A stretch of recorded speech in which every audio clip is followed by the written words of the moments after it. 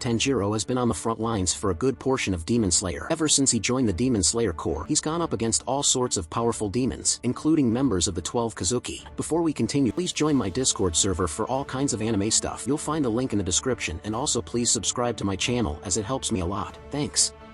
The Corps' ranks and functions are fairly straightforward. They determine how much a Demon Slayer earns, how difficult their missions are supposed to be, and who they'll be partnered with. A Demon Slayer will steadily climb through the ranks as they slay demons and complete missions. Prospective Demon Slayers earn their first position after passing the Corps' entrance exam, the final selection. Examinees are expected to survive a week in the demon-infested woods of Mount Fujikase. If they pass, they'll begin their service at the bottom of the proverbial totem pole as Mizunoto. By the way, can you guys answer this question? Why does Muzan hate Doma so much but still keeps him alive? Answer it in the comments section below. Let's continue with the video. There are 10 ranks in the Demon Slayer Corps.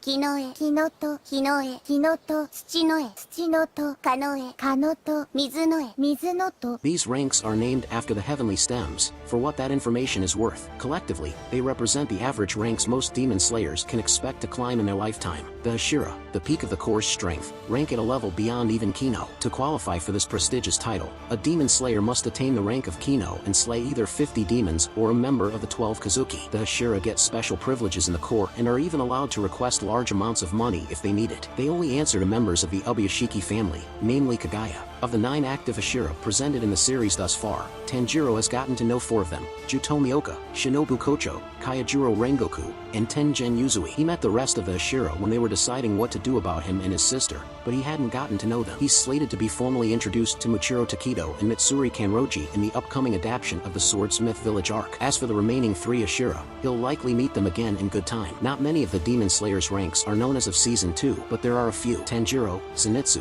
and Inosuke have moved from Mizunoto up to Kano due to their exploits. Murata, the Demon Slayer who was almost digested on Mount Nagumo, is also a Kano. Kaneo Tsuyuri, Shinobu's adoptive younger sister, is a rank above all 4 of these boys at Tsukinoto. She's also at Suguko, which means she's expected to succeed her Hashira sister one day. All of this was covered in episode 11 of Season 2, tonight. As things stand, Tanjiro is progressing through the ranks slowly but surely. If the Demon Corps is smart, they'll properly account for Tanjiro's ability to go up against the 12 Kazuki. His role in the defeat of an upper rank for the first time in over 100 years should be taken into account. He's much better at his job than his rank would suggest. In the last few years, very few series have premiered to the success that Demon Slayer has managed. With a cast of lovable characters, an interesting and emotional story, and an outstanding anime adaptation, the series managed to garner fans all around the world in no time at all. A lot of this is thanks to the series' main protagonist, Tanjiro Kamado, the eldest son of a family murdered by the Demon King Muzan Kabutsuji. The series revolves around him trying to save his sister, whom Muzan turned into a demon. Throughout his journey, Tanjiro has learned incredible abilities and skills such as multiple total concentration breathing forms, and even about the curse mark on his forehead in order to take down his demonic foes. However, there's one ability he's had from the very start of the series that has arguably helped him more than any other, even though it makes no sense at all: his superhuman sense of smell. When it comes to anime, especially those where hunting demons is involved, superhuman abilities are rather common. This is one reason why Demon Slayer stands out so much. As for the most part, Demon Slayers don't actually have any real powers. Even their total concentration breathing techniques don't technically give them superhuman abilities as much as it simply increases their natural physical capabilities to their maximum. This also applies to the different sword techniques, as every single one of them that showcases some kind of supernatural element is just a normal sword technique, with everything else just being some visual representation of that exact attack. This is partly why Tanjiro's sense of smell doesn't really make sense. It is one thing to be able to smell extremely well, but in Tanjiro's case, his olfactory senses are so acute that they border on the superhuman. At the very beginning of the series, Tanjiro's nose is so strong that the village uses him as a lie detector on certain occasions in order to figure out certain things. This is a little ridiculous, but still not too far out of the realm of possibility.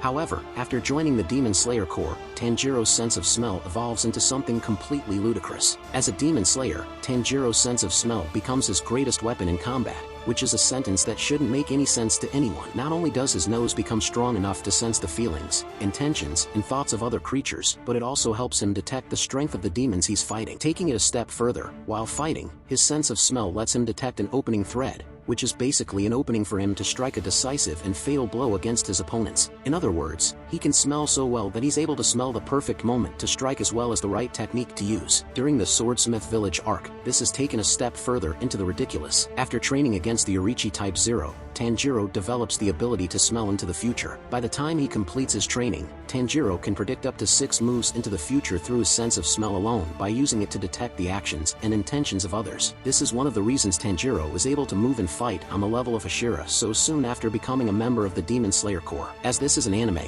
there is a lot of room for the supernatural and fantastical, especially considering that this is a series featuring demons. However, considering Demon Slayer goes out of its way to try and keep its heroes as underpowered as possible compared to their foes, it is rather interesting that the creator would give Tanjiro such an overpowered ability, especially one that doesn't make sense. It's one thing to be able to smell the air and tell whether it's going to rain, but being able to smell the moves of your opponent is taking it far further. What's most perplexing is that as ridiculous as this is, no one in the series ever doubts his ability, instead taking it very seriously. It's definitely an interesting creative decision, but considering the success of the franchise, it seems like it might just have been the right call. That's it for today, guys. Make sure to like and subscribe if you made it this far, and also join my Discord server. I'll see you guys soon in another video.